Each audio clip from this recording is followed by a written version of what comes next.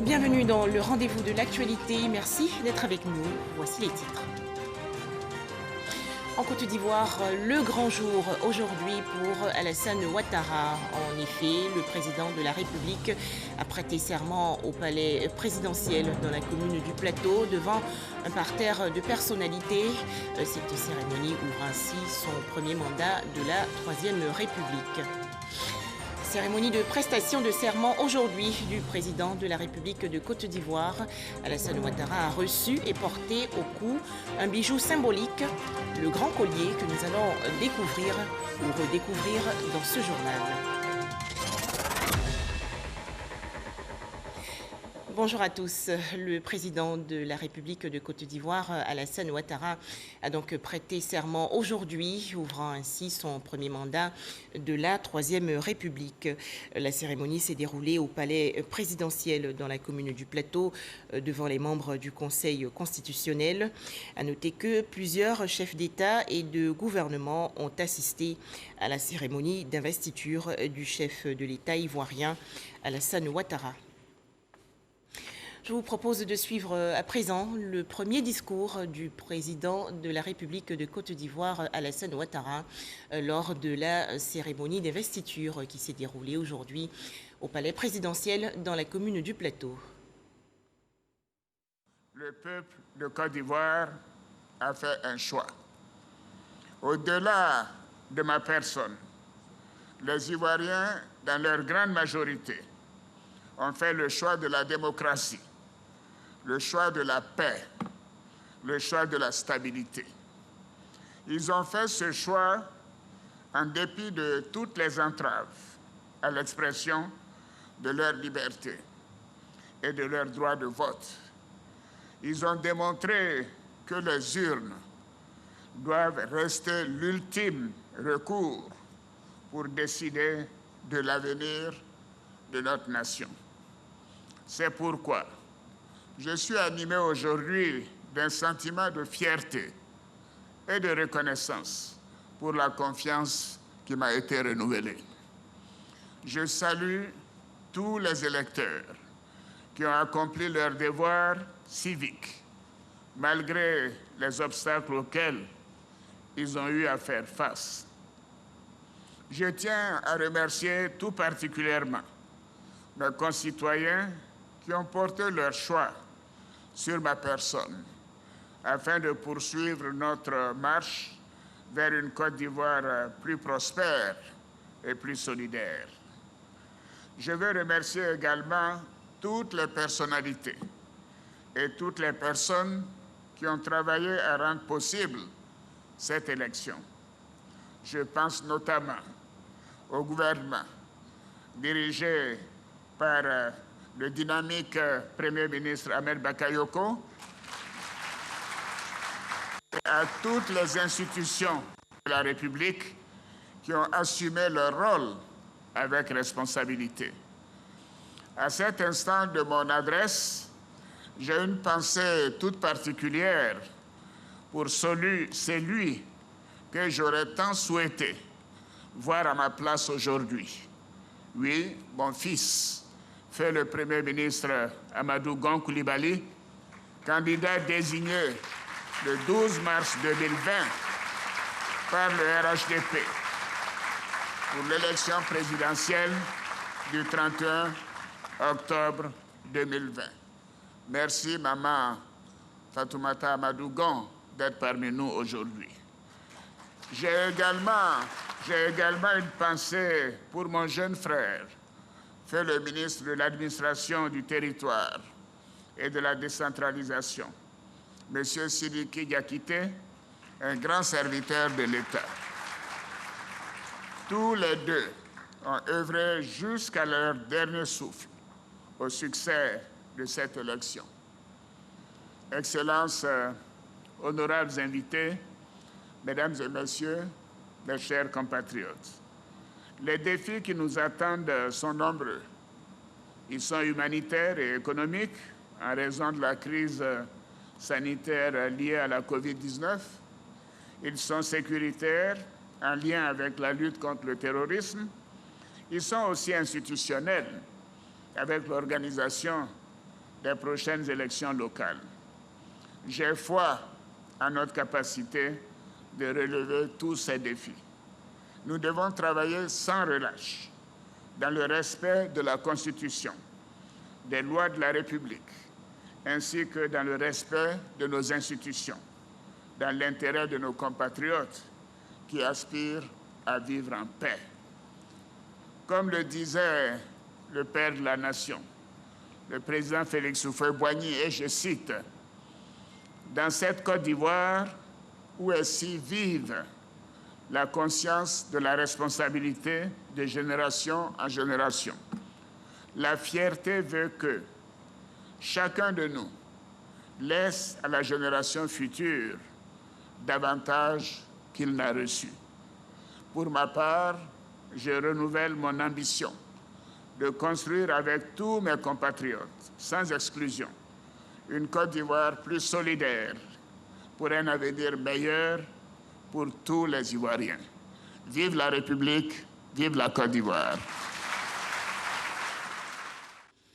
Plusieurs chefs d'État et de gouvernement ont assisté à la cérémonie d'investiture du chef de l'État ivoirien Alassane Ouattara.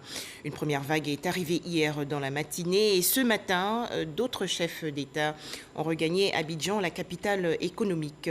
Il s'agit de Saleh Work Zouédé, le président de la République d'Éthiopie, Faure Gnassingbé, le président du Togo, Ba Ndao, le président du Mali, Macky Sall, le président sénégalais, Julius Maada Bio, le président de la Sierra Leone, George Weah, le président du Libéria, Mahamadou Issoufou, le chef d'État nigérien, et Patrice Talon, le président béninois. Ces personnalités ont toutes été reçues par le Premier ministre ivoirien Ahmed Bakayoko. Lundi 14 décembre 2020, c'est aujourd'hui la cérémonie de prestation de serment du président de la République de Côte d'Ivoire. Alassane Ouattara a reçu et porté au cou le grand collier. Ce bijou en or comporte 16 maillons représentant les grandes activités de la nation. Les explications de Abdoulaye Koné.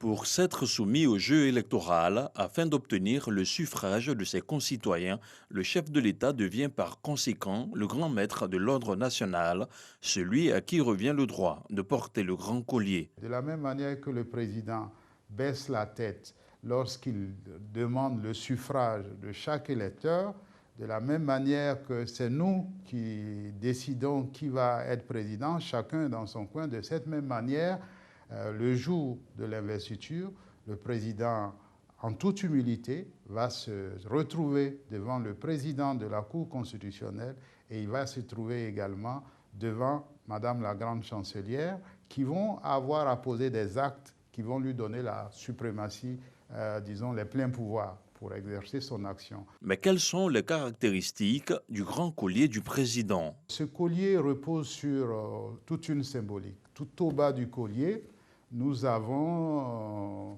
une plaque qui représente les armoiries de la République. Au-dessus de cette plaque, nous avons 2 médaillons qui représentent les sceaux de la République.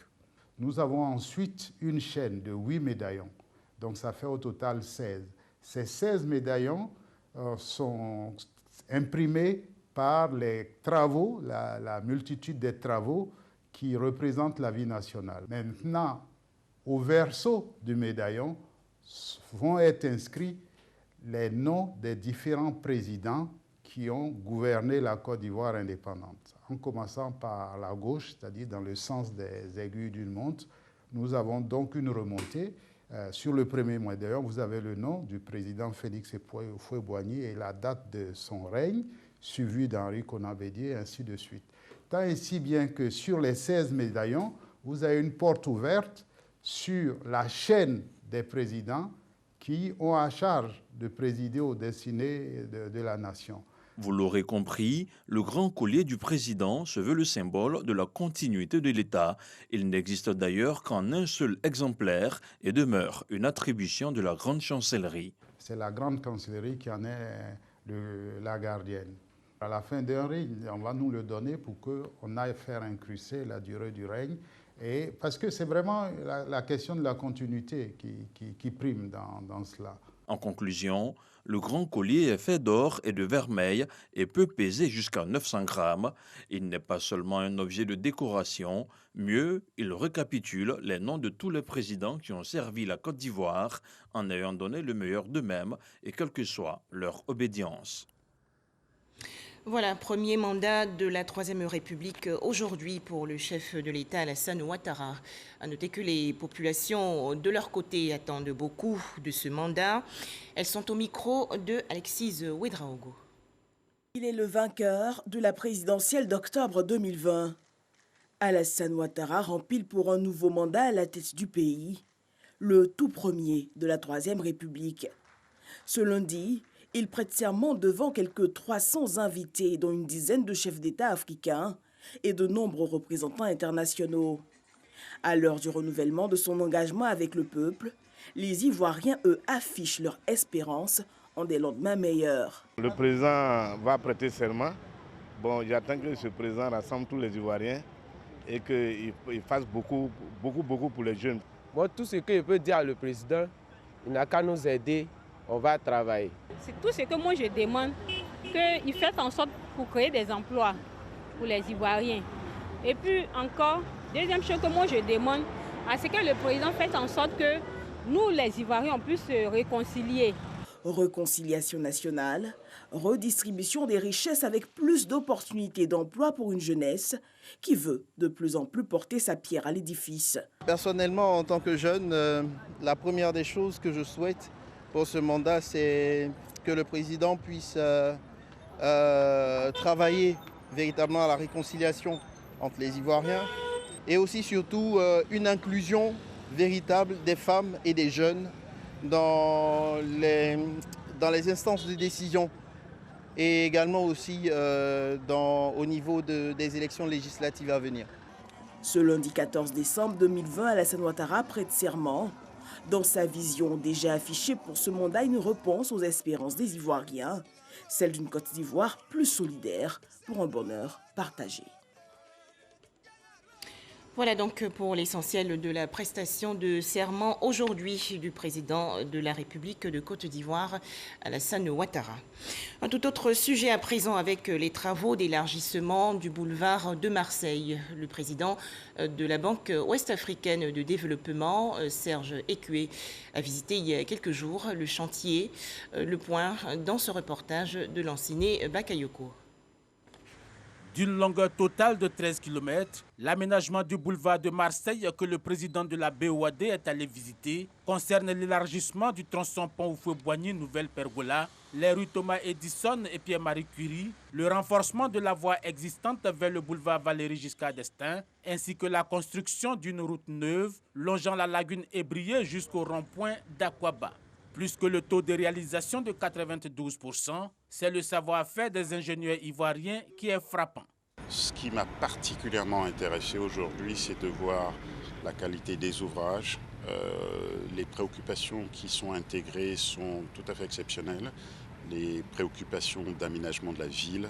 Vous savez, la route c'est une chose, l'aménagement de la ville, c'est cela qui est fondamental. La qualité de l'ouvrage, la vision de l'évolution de la ville. Et le fait, qu'on le veuille ou non, vous savez, quand vous améliorez les infrastructures, vous enrichissez les populations. Enrichir les populations, c'est toujours bien pour la fiscalité de l'État. Ce boulevard réhabilité va désengorger le VGE en créant une alternative permettant d'améliorer les conditions de circulation des usagers dans la partie sud-est de la ville d'Abidjan et particulièrement dans les communes de Marcory et de Trècheville. On y attend 60 000 véhicules jour contre 35 000 actuellement. La Côte d'Ivoire est un très gros contributeur à la richesse de la région. Les projets de la Côte d'Ivoire qui vont être déclinés dans le plan national de développement, nous les regarderons, nous les travaillerons avec les différentes autorités, qu'elles furent du secteur public ou du secteur privé. Nous allons continuer notre travail, c'est tout à fait naturel. La réhabilitation et l'élargissement du boulevard de Marseille ont été lancés le 27 octobre 2017 par l'ancien Premier ministre Amadou Gon Coulibaly. Le coût global de ces travaux s'élève à 50 milliards de francs CFA, dont un prêt de 32 milliards de la Banque ouest-africaine de développement. Dans l'actualité nationale également, la pose de la première pierre du centre des impôts de Boundiali dans la région nord du pays. Cérémonie en présence de la ministre de la Solidarité, de la Cohésion sociale et de la lutte contre la pauvreté, Maria Tokone. Les travaux de construction de cette structure sont estimés à 300 millions de francs CFA. Les précisions de Ami Sissoko. C'est un bâtiment totalement moderne, avec une architecture donc, caractérisée par des matériaux comme le vitrage et le béton. C'est parti pour les travaux de construction du premier centre des impôts de Boundiali. C'est la maire de cette commune, Maria Tokone, par ailleurs ministre de la Solidarité, de la Cohésion sociale et de la lutte contre la pauvreté, qui a procédé à la pose de sa première pierre. À ses côtés, le préfet de région de la Bagoué, Georges Gombagui, les représentants de la Direction générale des impôts et les chefs coutumiers. Prévus sur le site les services d'assiette, des recettes fiscales des impôts et du cadastre. Ce centre des impôts couvrira les départements de Boundiali et de Kouto. Chers parents, je voudrais vous inviter à payer vos impôts pour permettre à l'État en général et à la commune de Boundiali en particulier de se développer davantage. D'une superficie de 2500 m², le site retenu pour le centre des impôts de Boundiali est situé au quartier Aïdara, non loin du Grand Marché. Ce centre assurera un cadre de travail approprié aux agents et une meilleure visibilité dans la collecte des impôts. En facilitant la collecte de l'impôt, c'est surtout donner les ressources nécessaires à l'État et aux collectivités locales, notamment les communes, pour mieux satisfaire les besoins des populations en termes d'infrastructures et d'amélioration des conditions de vie. Payer l'impôt, c'est participer à la chaîne de solidarité qui contribue au mieux-être de tous. 12 mois suffiront pour livrer le centre des impôts de Boundiali. Le coût de réalisation est estimé à 300 millions de francs CFA, a indiqué l'architecte commis aux travaux. Toujours en Côte d'Ivoire, elles ont été faites commandeurs de l'Ordre du Mérite. 10 personnalités exerçant dans le secteur de l'économie numérique et de la poste ont reçu récemment une distinction. Cérémonie en présence du président du Conseil constitutionnel, Mamadou Koné. Les explications de Cheikh Koné. Mise en veilleuse depuis plus de 20 ans, les décorations dans le domaine de l'économie numérique et de la poste reprennent de plus belle, au grand bonheur des acteurs du secteur. C'est certes la reconnaissance du travail abattu pendant toutes ces longues années, pendant cette décennie passée dans le secteur des télécommunications, mais aussi c'est pour nous une invitation à faire encore plus. Elles sont au total 10 personnalités à être faites, commandeurs de l'Ordre du Mérite, de l'économie numérique et de la poste. Une étape qui vient honorer la cohérence de leur service à travers des faits remarquables, reconnus par la nation. À la jeune génération, je demande de travailler, d'aimer son travail. Vous savez, notre secteur, celui des télécommunications TIC et de la poste, c'est vraiment un secteur qui évolue très vite. Donc il faut s'adapter et il faut être assidu dans l'apprentissage. C'est au bout de l'effort qu'on a le mérite.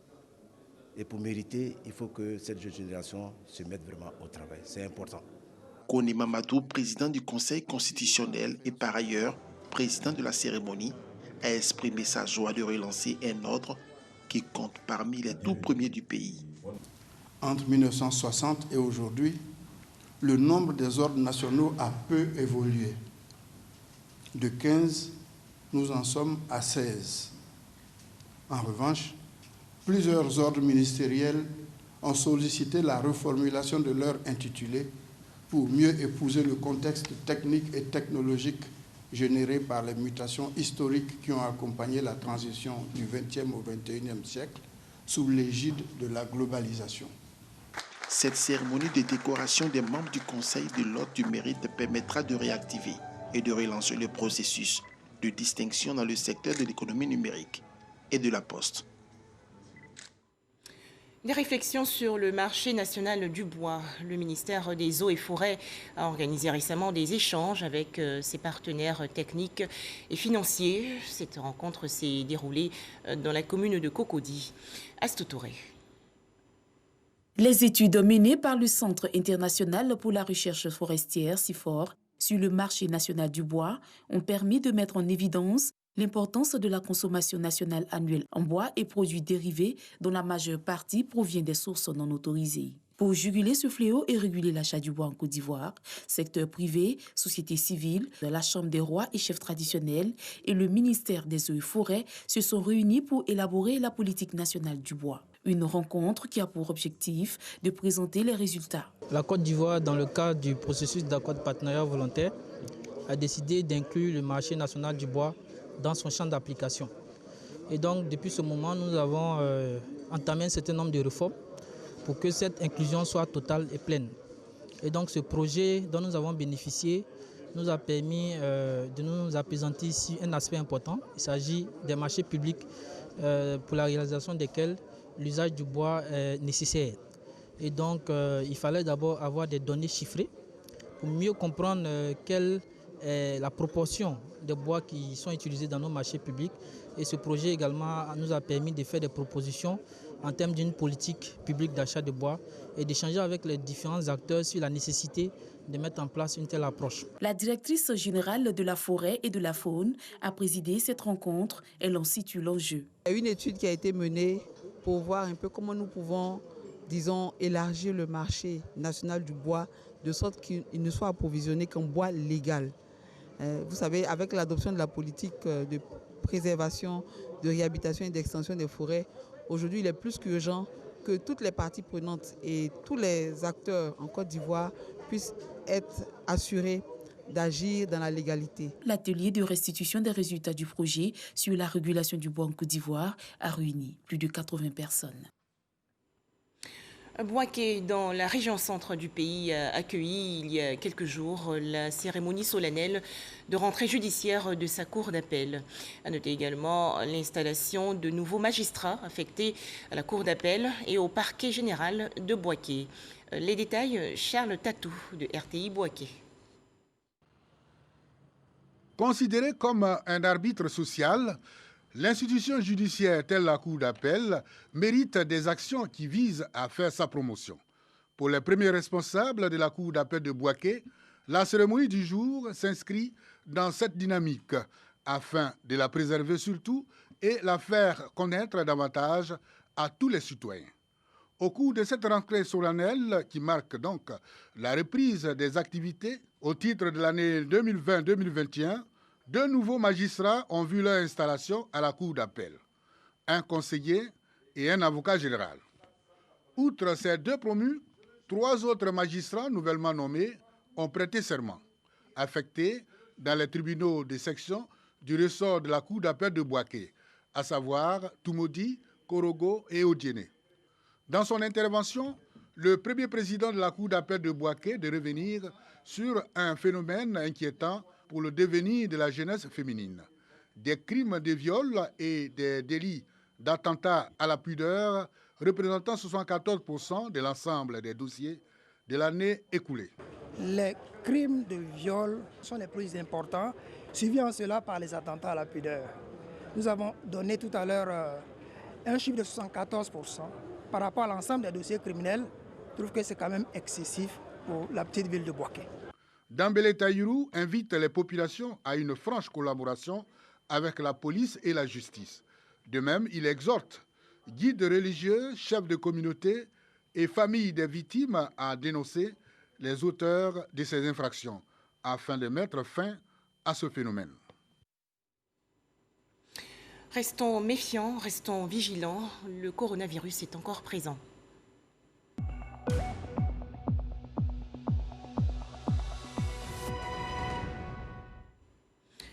41 nouveaux cas de maladie à coronavirus ont été enregistrés hier en Côte d'Ivoire par le ministère de la Santé et de l'Hygiène publique.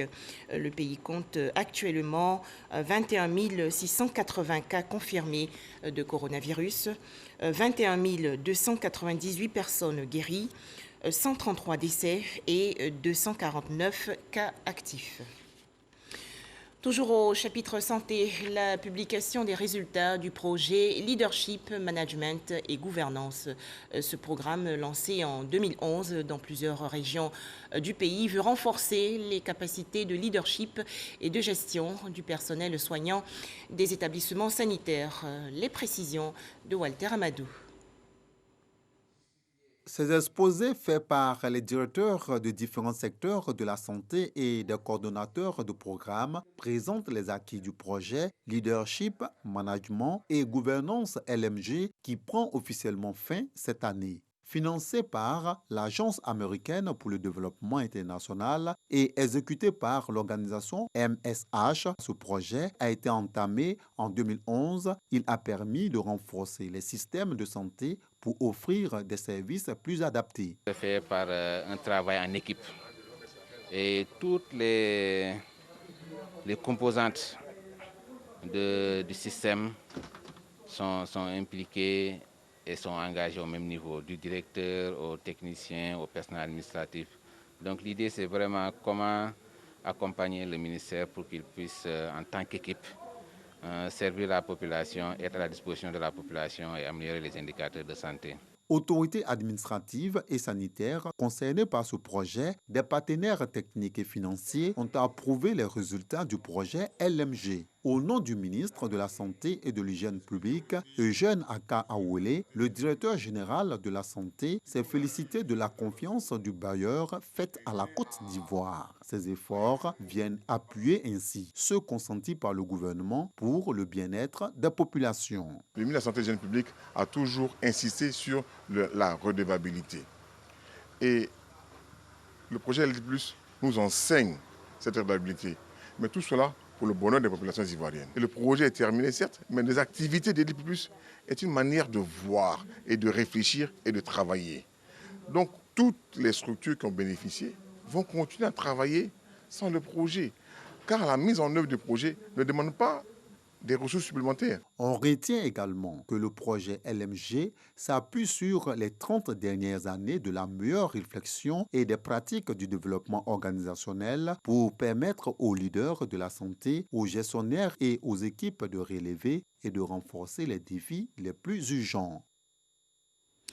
Autre actualité nationale, la célébration du 29e anniversaire de Fréquence 2, station de radio de votre serviteur, le groupe RTI. Les festivités se sont déroulées dans la commune de Koumassi. Fait marquant, les amoureux de Fréquence 2 ont participé à une séance de fitness. Objectif, préserver la santé et le corps. Retrouvons Walter Amadou.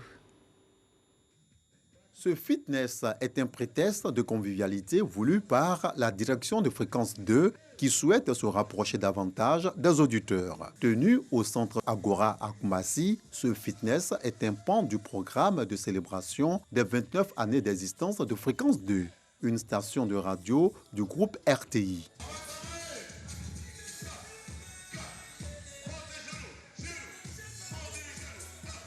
Anonymes et acteurs connus ont pris part à cette activité sportive. Ils affirment être positivement marqués par l'initiative. Je trouve que c'est une super initiative, cette activité sportive de Fréquence 2. Ça renforce les liens, ça permet aussi à chacun de rester en bonne santé. La population de Koumassi est sortie nombreuse. Vraiment, ça a été une séance inoubliable. J'ai vu tout le monde à faire du sport parce que le sport aujourd'hui est très bon pour la santé. Émettant en modulation de fréquence sur les 92.0 MHz, Fréquence 2 fait partie du top 5 des radios les plus écoutées à Abidjan. En parfaite complicité avec son équipe, la directrice de Fréquence 2 compte se donner les moyens afin de maintenir le cap, voire aller au-delà des objectifs fixés. Deuxième édition de la journée sportive que Fréquence 2 initie à l'occasion de son anniversaire. Un anniversaire qui en principe est célébré au mois de novembre. La journée de vendredi, si elle a été consacrée donc à la réalisation des émissions en direct à Koumassi, le samedi a été consacré à la journée sportive. Alors pour 2021, Fréquence 2 continue sa bataille C'est vrai qu'aujourd'hui, on nous classe comme deuxième radio commerciale, mais nous visons la première place. Nous poursuivons sereinement tout en abordant des questions d'intérêt pour les jeunes. Créée le 11 novembre 1991, Fréquence 2 est une chaîne thématique de loisirs, de distraction et de détente. Cette radio est écoutée majoritairement par la jeunesse.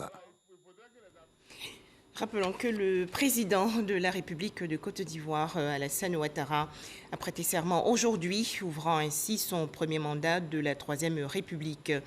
Cette cérémonie s'est déroulée au palais présidentiel dans la commune du Plateau, devant les membres du Conseil constitutionnel. Plusieurs chefs d'État et de gouvernement ont assisté à la cérémonie d'investiture du chef de l'État ivoirien, Alassane Ouattara. Voilà, merci de nous avoir suivis. Excellent début de semaine à tous sur RTI 1.